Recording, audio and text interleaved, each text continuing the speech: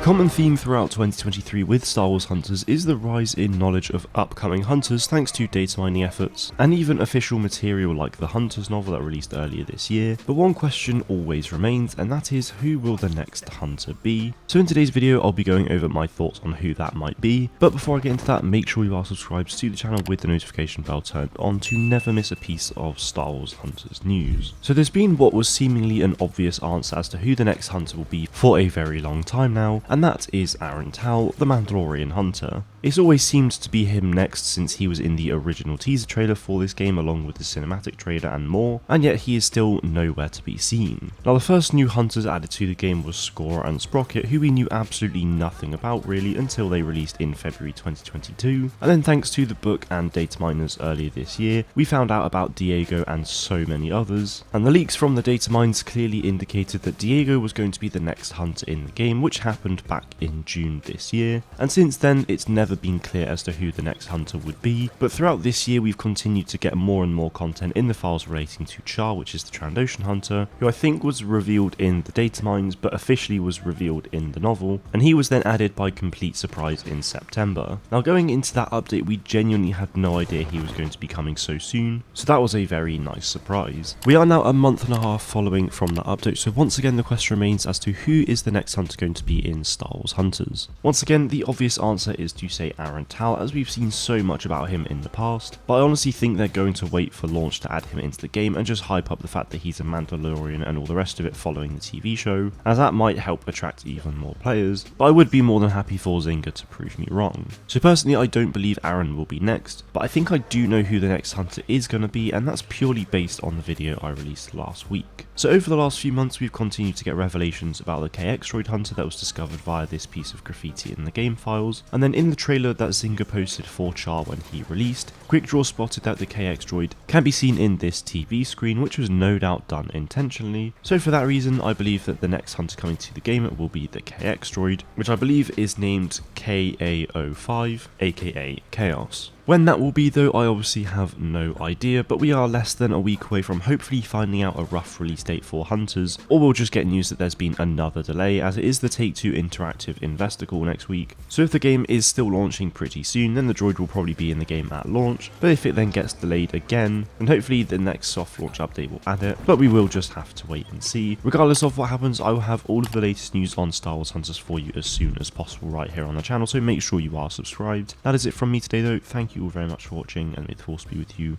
always.